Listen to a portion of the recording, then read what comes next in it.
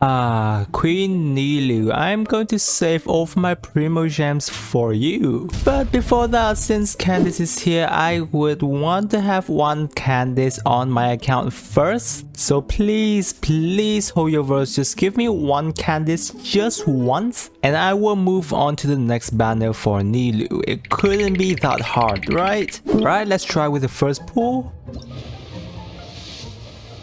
Oh, a 5-star away. Okay, D look, I am on 50-50, thank you. Okay, no Candice.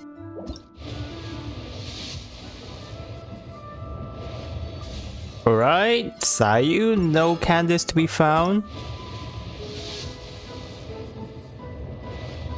Another Sayu. Please, I'm going to hit hard pity soon. I don't really need Cyno. Oh my god, here it comes. This has to have Candice. A freaking Claymore. Why am I getting weapons on a character banner? 5 pulls in and no Candice to be found. What? A double 5-star. Oh no. I have nothing to say.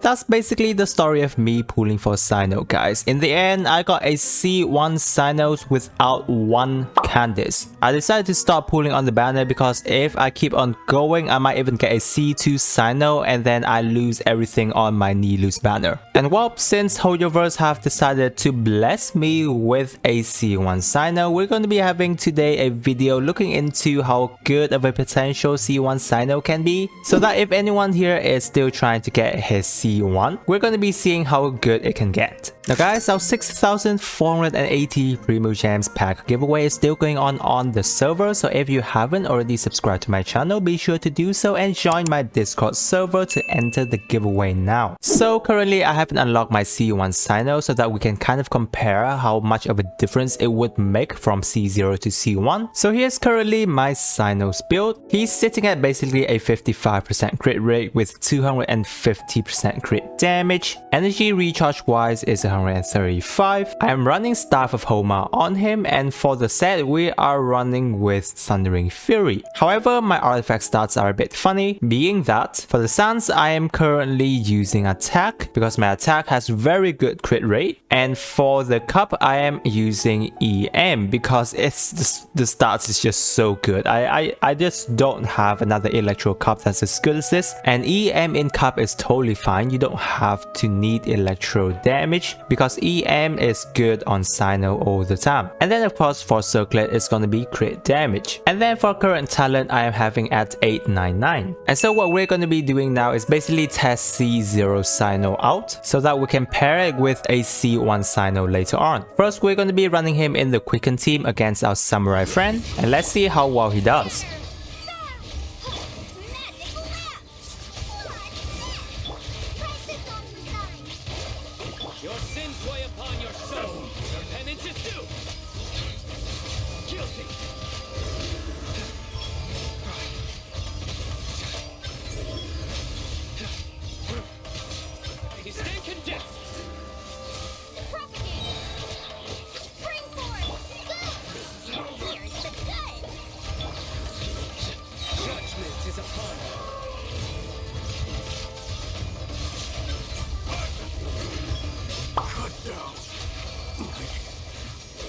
Next we're going to be going up against the Geo Bishop, and I'll have Zhongli here on the team because without Zhongli's shield it's going to be a bit tough for Cyno to actually survive.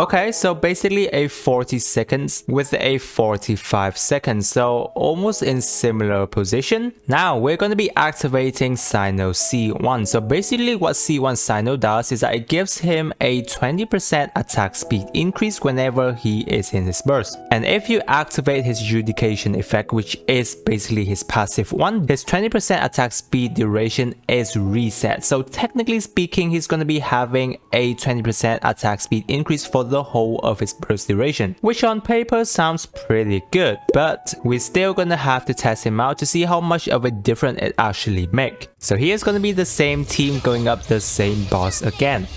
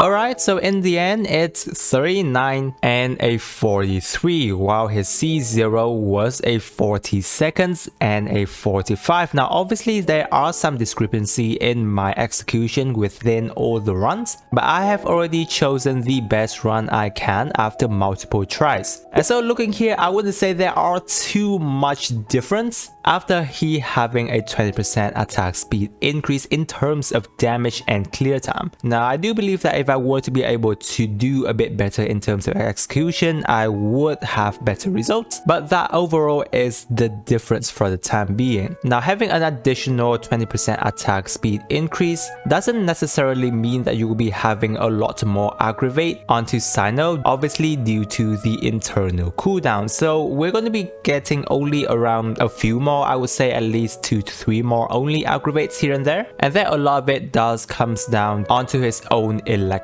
damage. So generally, attack speed increase isn't gonna be as good as direct attack buff. Like for example, if you're getting a C2, you're getting like a 50% electro damage increase. That's gonna be a lot better than just having attack speed. However, the attack speed increase does give you a better, feeling and fun to his gameplay, because now he's doing a lot faster attack and it feels really good when you're doing that. Now, talking about Cyno's attack speed, why don't we test out a full speed team? Because I'll try Cyno along with Yunjin, Maijin, and then our Dendro MC. So this team is basically a team that I feel it would be as viable as possible in terms of maximizing Cyno's attack speed while giving him a lot of Dendro reactions. Because Yunjin at C6 gives him an extra 12% attack speed increase, which Jin on C2 gives him a 15%. And so in total, Cyno's now getting around 47% attack speed increase on top of his C1. So let's see how fast Cyno's now attacking with this team in play.